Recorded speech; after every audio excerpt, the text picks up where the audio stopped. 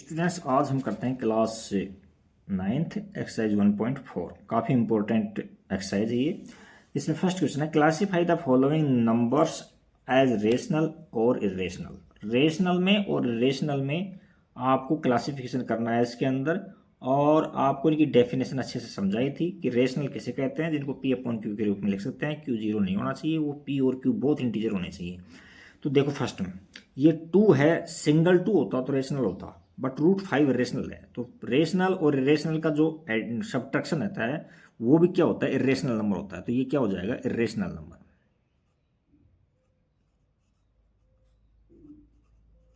Irrational number हो जाएगा ये। नेक्स्ट क्वेश्चन है, देखो √25 और -√23 है, ब्रैकेट खोलेंगे तो ये कट जाएंगे दोनों और ओनली 3 बच जाएगा। तो 3 तो क्या है, रेशनल नंबर है। ये क्या है, रेशनल नंबर है, रेशनल नंबर है। नेक्स्ट क्वेश्चन देखते हैं, देखो √7 से √7 कट गया तो 2/7 बच गया। 2/7 क्या है, रेशनल है, तो यहाँ रेशनल लिख देंगे, रेशनल नंबर है। 1/√2 है, देखो इसका रूट हट नहीं रहा किसी सूरत के अंदर, नहीं हट रहा। यहाँ से रेशनलाइजेशन करेंगे तो ऊपर न्यूमरेटर में रूट आ जाएगा, तो ये इरेशनल नंबर है। ये क्या है, रेशनल नंबर है ये। नेक्स्ट क्वेश्चन है, नेक्स्ट क्वेश्चन में है 2π। हम जानते हैं कि जो पाई होती है ना, जो रेशनल होती है, और पाई का 2 से मल्टीपल है या 2π है, तो ये भी रेशनल होगी।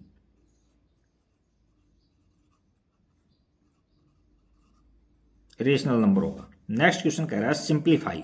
सिंप्लीफाई के अंदर क्या करना है हमको, each of the following expressions. First है 3√3, ब्रैकेट में अगला में है 2 + √2। तो देखो यहाँ कोई आइडेंटिटी लग नहीं रही, तो हम क्या करेंगे, इस 3 का मल्टीप्लाई इस पूरे ब्रैकेट से करेंगे, और फिर √2 का मल्टीप्लाई भी इस पूरे ब्रैकेट से करेंगे। तो यहाँ 3 लिखूंगा पहले मैं, और पूरा ब्रैकेट लिख दूंगा 2 + √2, फिर 2 लिखूंगा, √3 लिखूंगा, और यहाँ 2 प्लस में √2। अच्छा, अब इसको ओपन करो, देखो 3 को 2 से मल्टीप्लाई करते हैं 6 आता है, और प्लस में 3√2, 3√2, और यहाँ √3 का 2 से मल्टीप्लाई करें 2√3 आ रहा है, और यहाँ √3 को √2 से मल्टीप्लाई करते हैं तो √6 आ जाता है। इसमें कोई ऐड नहीं हो रहा है, कोई सब्ट्रैक्ट नहीं हो रहा है, तो ये आंसर आ गए हमारे। यहाँ ये देख लो, √3 इंटू √2 को हम √2 × 3 लिख सकते हैं, क्योंकि हमारे पास में 3 × 2 लिख सकते हैं, क्योंकि हमारे पास एक आइडेंटिटी है ना कि रूट में ए हो रूट में बी हो, तो हम √a × b लिख सकते हैं। तो उसी प्रकार से हमने ये कर दिया। नेक्स्ट क्वेश्चन में आइडेंटिटी लग रही है, देखो एक बार प्लस में हो रहा है, एक बार माइनस में। तो हमारे पास में a + b और a - b होता है, तो हम क्या करते हैं, a का स्क्वायर करते हैं माइनस b का स्क्वायर करते हैं।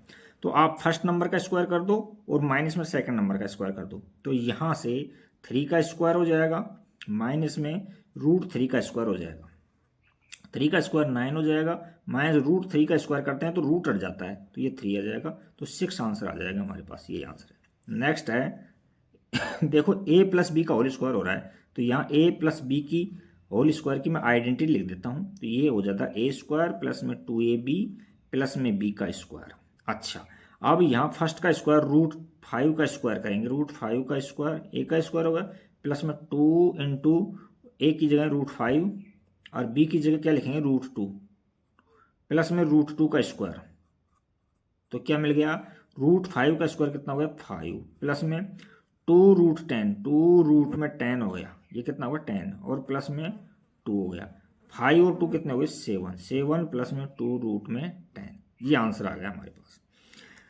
तो अब इसका लास्ट क्वेश्चन देखते हैं, फोर्थ है, एक बार प्लस में हो रहा है एक बार माइनस में हो रहा है, तो इसकी आइडेंटिटी लिखते हैं पहले हम।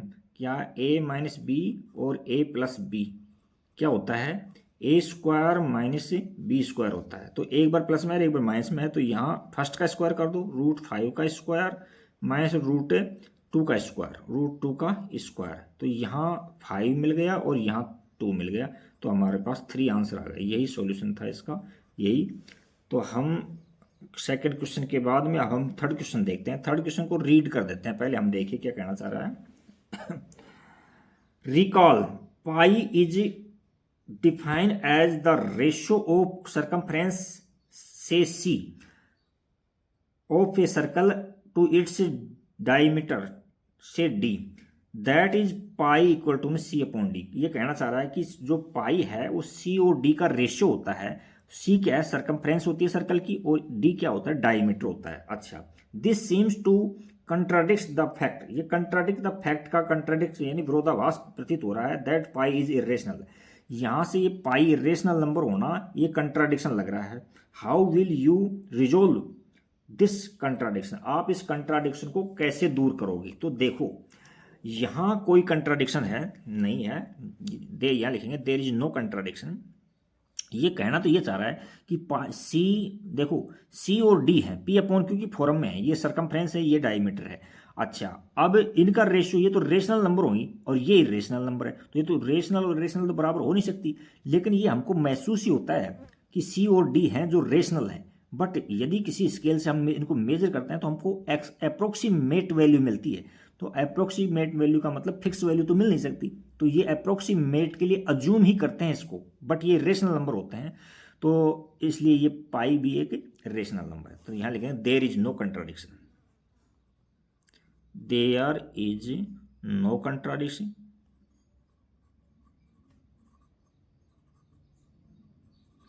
कोई कंट्राडिक्शन नहीं है, क्यों? Because when we measure C and D, then we obtain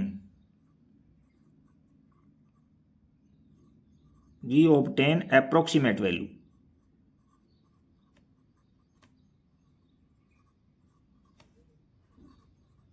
ये अप्रोक्सीमेट वैल्यू मिलती है, तो अप्रोक्सीमेट वैल्यू करने के लिए हमको ये प्रतीत नहीं होता है कि सी या डी रेशनल है, हैंस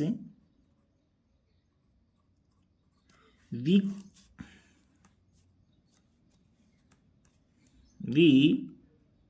सीम्स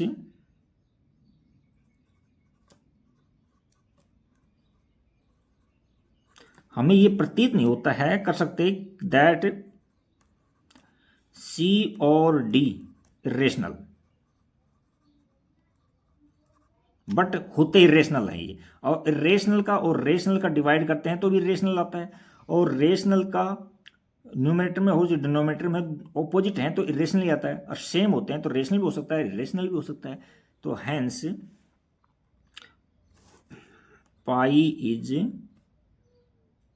इरेशनल नंबर, एक बात। दूसरी बात ये भी देख सकते हो कि पाई की वैल्यू 22/7 होती है, तो ये तो आप इस कहोगे कि सब रेशनल है, बट इसका डेसिमल एक्सपेंशन करते हैं तो ये मतलब non terminating but non repeating मिलता है इसका अंदर, तो इसको ये इरेशनल नंबर ही मानेंगे इसका। नेक्स्ट क्वेश्चन 4 देखते हैं। नेक्स्ट क्वेश्चन 4 के अंदर क्या कहा हमसे, क्वेश्चन 4 में represent √9.3 on the number line. इस क्वेश्चन को मैं बहुत ही अच्छे से माइंड में आपके बैठा लूंगा, ये मेरी 100% गारंटी है। एक बार स्टेप बाय स्टेप समझाऊंगा इसकी, बट इसको आप ध्यान से समझना। अभी हमारे पास स्केल था, कहाँ रख दिया हमने, ये रहा। देखो ये मैं थोड़ा सा रफ आइडिया देता हूँ, पहले माइंड में बैठाना आपको पक्का है। तो यहाँ से ये नंबर लाइन ले ली हमने, ये नंबर लाइन ले ली, और इसमें पॉजिटिव 9.3 है जो पॉजिटिव है, तो नेगेटिव पार्ट को छोटा दिखा दो, कोई दिक्कत नहीं है, कोई ज़रूरी नहीं है। और यहाँ हमने पॉजिटिव नंबर ले लिया इस तरह से आगे तक, यहाँ इस तरह से। ये इसमें हमने क्या किया कि यहाँ से ओ पॉइंट से 9.3 का एक लाइन सेगमेंट ले लिया, यहाँ ए पॉइंट ले लिया, यहाँ ए पॉइंट, यहाँ नोट करते जाता हूँ, पक्का माइंड में समझ बैठेगा। ओए इसमें तो क्या दिक्कत थी भाई, हमने मेजर किया है 9.3 का लिया है, 3 cm का लिया है, यहाँ तक तो कोई दिक्कत नहीं हुई। अब ए से लेकर के बी तक, ए से लेके बी तक 1 cm और ऐड कर दो, तो यहाँ मुझे बताओ ओ बी कितना हो गया, यहाँ ये 10.3 हो गया, यहाँ तक तो कोई दिक्कत नहीं आई होगी ना। दोबारा देखो, यहाँ से ओ ए मैंने कितना लिया है 9 यहाँ तक, ये 9.3 लिया है, 9.3 लिया, और ये इतना लिया है ना, इतना ये 1 लिया है, तो ये पूरा मिलाकर 10.3 हो गया। अब इसका बाइसेक्ट करते हैं, इसको हम बाइसेक्ट करते हैं, बहुत ही इजी है, ज़्यादा हार्ड है नहीं। तो बाइसेक्ट करने के लिए आप कंपास को थोड़ा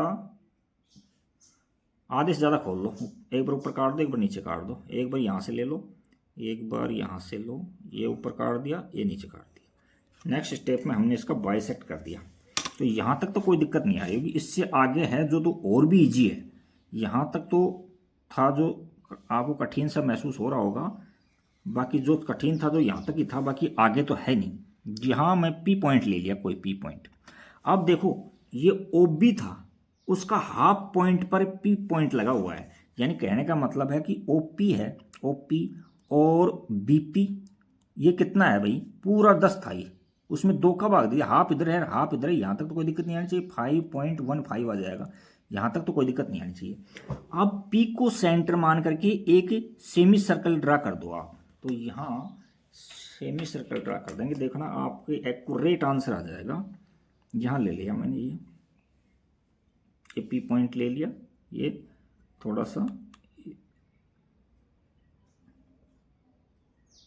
सा अप्रोक्सीमेट लेना आप, थोड़ा ढंग से बनाना, ये थोड़ा सा मैं आइडिया दे रहा हूँ। यहाँ तक तो कोई दिक्कत नहीं होनी चाहिए मेरे साथ। अब ये भी देख लो एक बार दोबारा से, ये सर देखो यहाँ ओपी है, ये 5.15 है, तो इसके सरकमफ्रेंस के ऊपर जो भी पॉइंट होगा उसकी डिस्टेंस कितनी होगी, 5.15 होगी। तो यहाँ ये क्योंकि ये रेडियस है, ये रेडियस है। अब यहाँ ए पॉइंट पर 90 डिग्री का एंगल बना लो आप। तो ए पॉइंट पर आप 90 डिग्री का एंगल बनाओगे, तो यहाँ से 90 डिग्री का एंगल बनाओगे, तो सेमी सर्कल को यहाँ कंपास से बनाना आप अच्छे से, मैंने आपको समझाने का जिम्मा लिया है। यहाँ से ओ यहाँ क्यू पॉइंट ले लिया, बस हो गया क्वेश्चन अपना, कंप्लीट हो गया, कंप्लीट क्वेश्चन हो चुका है, समझने का कोई है ही नहीं इसमें। देखो ज्वाइन करता हूँ मैं इसको और फिर समझाता हूँ। ये देखो, ये बस, इससे आगे तो कुछ है ही नहीं। देखो मैंने अभी बताया था, यूं घुमा के बताया था आपको, ये यूं घुमा के बताया था कि ये डिस्टेंस ओ बी है और इसके पॉइंट पर कोई भी डिस्टेंस होगी वो 5.15 की होगी। तो ये पी क्यू देखो, ये पी क्यू और ये ओ बी बराबर, पी भी बराबर है, तो ये डिस्टेंस भी कितनी आई, 5.15 आ गई। यहाँ भी कोई दिक्कत नहीं है। एक बात और देखो, यहाँ से यहाँ पी से लेकर बी तक कितनी है, ये 5.15 है, और ये 1 सेंटीमीटर का मैंने लिया था ये, तो इसको कम करेंगे यहाँ, तो 1 सेंटीमीटर कम करेंगे, तो ये डिस्टेंस पी ए डिस्टेंस कितनी आ जाएगी बताओ, पी ए डिस्टेंस आ जाएगी 4.15। यहाँ भी कोई दिक्कत नहीं होनी चाहिए, यानी ये डिस्टेंस इस ट्राइंगल के अंदर 4.15 हो गया। बस ये डिस्टेंस आपकी आ जाएगी रूट में 9.3। अब क्यों आ जाएगी, कैलकुलेशन पता लग जाएगा आपको। बस जो कुछ होना था हो चुका है। अब तो आपको पाइथागोरस थ्योरम याद करनी है। देखो बाई पाइथागोरस थ्योरम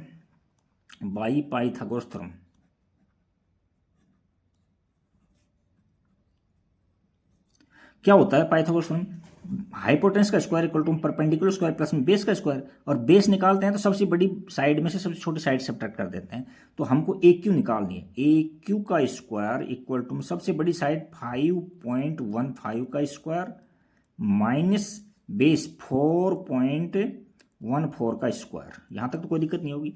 एक बार देखो ए स्क्वायर माइनस बी स्क्वायर लग रहा है, तो एक बार प्लस कर दो और एक बार माइनस कर दो। तो यहाँ से आपने क्या किया, यहाँ किया आपने 5.15 प्लस में 4.15 और 5.15 माइनस 4.15, एक बार प्लस कर दिया, एक बार। तो ये तो देखो 9.3 हो गया, 9.3 हो गया, और ये कितना हो गया, 1 हो गया। देखो इसमें सब्ट्रैक्ट करेंगे 1 आ जाएगा, इनको ऐड करेंगे 9.30, आगे जीरो लगाओ जो मत लगाओ, आपकी इच्छा पर डिपेंड है।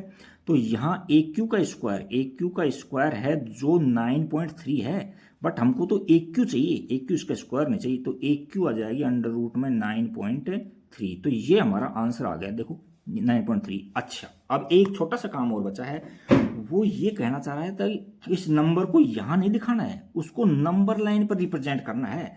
तो नंबर लाइन पर रिप्रेजेंट करने के लिए क्या करेंगे, ये पी नहीं ए क्यू भाई रूट 9.5 की है, इसी को तो लेना है ना, ये ले लो, ये कितनी है, रूट में 9.3। अब आपकी इच्छा पर डिपेंड है कि ए से लेते हो, बी से लेते हो, या कौन से पॉइंट से, ए से लेते हो या बी से या पी से, किससे लेते हो, तो उसका नाम लिख देना वहाँ। मैं मान लीजिए ए से ले रहा हूँ, ए से डिस्टेंस मैं नंबर लाइन पर इस तरह से ये दिखा रहा हूँ यहाँ से। तो ए से लेकर के और इस पॉइंट का नाम एस दे दिया मान लो कैसे, तो ए से लेकर एस तक की तो 9.3 होगी ना रूट में, या बी से लेता तो बी एस लिख देता मैं। तो यहाँ से हमने क्या निकाल दिया कि ए एस है ना वो हमारे पास नंबर लाइन पर है और अंडर रूट 9.3 है, ये एस है और ये है अंडर रूट 9.3। तो इसको हमने नंबर लाइन पर रिप्रेजेंट किया। हम चाहें तो यहाँ से दिखा दो, इस पर दिखा दो, इस पर, या पी से दिखाओगे तो देखो पी से दिखाओगे तो ये आ जाएगा यहाँ से, ये देखो ये कोई दिक्कत नहीं आएगी, यहाँ भी ऐसा जाएगा। तो यहाँ पी एस लिख देते आप, पी एस इक्वल टू में अंडर रूट 9.3, ये ठीक है, ये भी लिख सकते थे आप, बेस्ट था ये, इसके बजाय ये बेस्ट था क्योंकि ओरिजिन पॉइंट से आ जाता तो आप ले सकते थे आप, ठीक है। तो ये क्वेश्चन था, ज़्यादा हार्ड नहीं है, तो मैंने स्टेप बाय स्टेप आपको समझाया है, इसको देखो आप। नेक्स्ट क्वेश्चन देखते हैं, rationalise the denominator of the following. देखो इनको जो डिनोमिनेटर में है वो सब इरेशनल नंबर है और इनको हमको रेशनल में चेंज करना है, ये समझाना चाह रहा है इसके अंदर। तो ज़्यादा हार्ड है नहीं, बिल्कुल ही सिंपल है। देखो इसको मैं इस तरह से ले लेता हूँ, यहाँ जो प्लस माइनस के बिना सिंगल नंबर होता है उसको तो उसी नंबर से के रूट से मल्टीप्लाई और डिवाइड कर देते हैं। तो ये तो हो गया रूट में 7/7, तो यही आंसर आ गया इसका। देखो यहाँ डिनोमिनेटर है वो रेशनल नंबर बन गया, वो पहले क्या था इरेशनल था उसको रेशनल बना दिया अपन ने। नेक्स्ट है यहाँ रूट में माइनस है, यहाँ रूट में, तो यहाँ से प्लस से मल्टीप्लाई करो तो रूट 7 माइनस रूट में 6 अपॉन में यहाँ प्लस कर दो, ऑपोजिट साइन रूट में 7 और यहाँ प्लस, रूट आर पार नहीं है यहाँ, और रूट में 6 ऐसे है। तो देखो पेन थोड़ा यहाँ कामयाब हुआ नहीं, दूसरा लेते हैं। देखो यहाँ एक आइडेंटिटी है अपने पास a प्लस बी और a माइनस बी, तो क्या हो जाता है a square minus b square हो जाता है, यानी फर्स्ट का स्क्वायर कर दो माइनस सेकंड का स्क्वायर कर दो। देखो फर्स्ट का न्यूमरेटर में तो ऐसे हो जाएगा रूट में 7 प्लस में रूट में 6 अपॉन में फर्स्ट का स्क्वायर रूट 7 का स्क्वायर माइनस रूट में 6 का स्क्वायर। इसको ओपन करेंगे तो रूट 7 प्लस में रूट 6 अपॉन में ये 7 माइनस 6, तो 7 माइनस 6 1 होता है, इसको लिखो से मत लिखो, रूट में 7 प्लस में रूट में 6, यही हमारा आंसर आ जाएगा। ये 1 है, लिखो तो इनको, ये तो रेशनल नंबर है। नेक्स्ट क्वेश्चन देखते हैं, थर्ड क्वेश्चन है, यहाँ प्लस साइन है तो माइनस से मल्टीप्लाई और डिवाइड करो, root 5 minus root 2 upon root 5 minus में रूट 2। ये देखो अब a प्लस बी और a माइनस बी की फॉर्म आ गई है। अच्छा तो यहाँ तो रूट में 5 माइनस रूट में 2 अपॉन में रूट में 5 का स्क्वायर माइनस में रूट में 2 का स्क्वायर, तो यहाँ रूट में 5 माइनस रूट में 2 अपॉन 5 माइनस 2, तो ये आ जाएगा 3, रूट में 5 माइनस रूट में 2 अपॉन में 3 आ जाएगा, ये आंसर आ जाएगा इसका।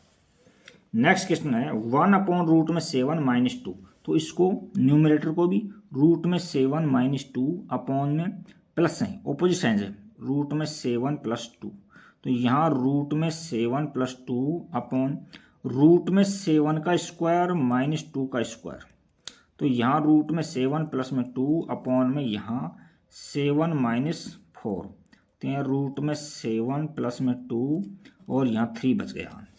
तो ये देखो 3 क्या कहना चाहता है, रेशनलाइज करना चाहता है, किसका डिनोमिनेटर करवा रहा था, डिनोमिनेटर रेशनल नंबर आ गया, तो यही हमारा आंसर आ गया। यहाँ आपके क्वेश्चन 5 भी कंप्लीट हो गया। Thank you for watching video, like subscribe share and comments.